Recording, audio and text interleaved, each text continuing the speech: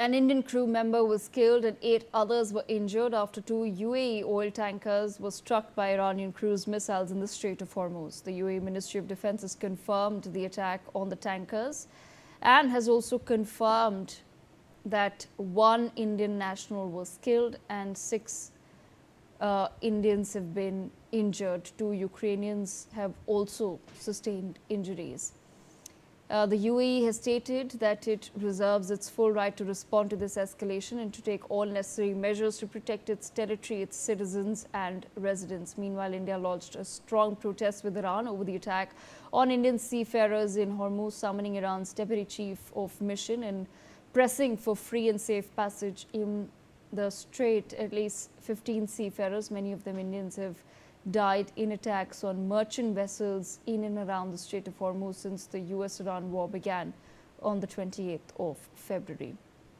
Ranim Ibrahim, an Emirati media specialist, joins us live from Abu Dhabi. Mr. Ibrahim, thank you so much for speaking to NewsX. I have to begin by asking, now that the war has escalated once again, what is the situation like currently in the UAE, firstly?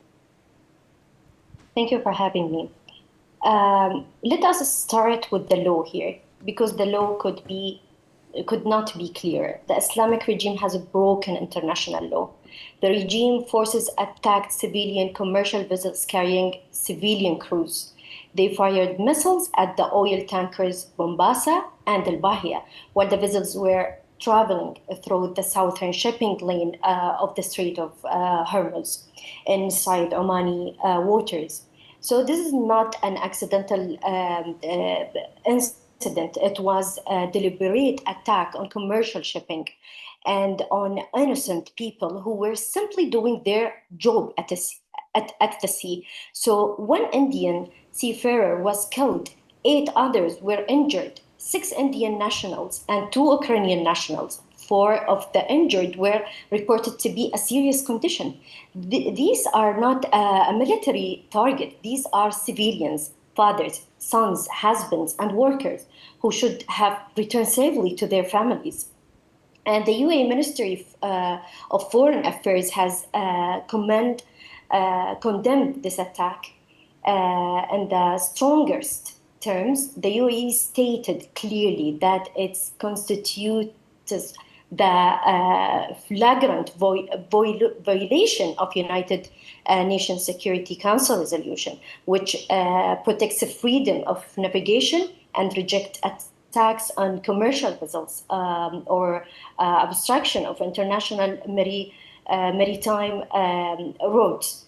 The targeting of commercial shipping and the use of the Strait of Hormuz to blackmail as an act of piracy and a direct threat to regional stability and global energy security. And as Abdullah bin Zayed said, we will never be blackmailed by a terrorist. All right. But Mr. Ibrahim, at the same time, if we talk also a little bit about the situation on the ground, what is that like in the UAE currently? In the UAE currently, there's peace. There's nothing here. Everyone is like doing they living their life normally. Everything is fine. We are going to our works. We are going outside. Everything is fine, and we are in peace, actually. All right. But as far as the war is now concerned, the peace deal is off the table between the US and Iran. Is there somewhere a worry or any sort of indication from the administration to just be vigilant, to be safe? Any sort of, any news on that front?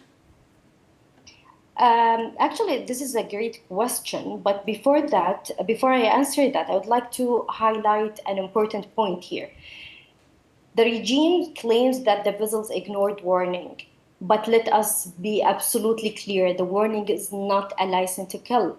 Even if the Islamic regime believed that the ships were traveling through the danger route, even that, lawful and responsible responses would have been to communicate, escort, intercept, or safely redirect them.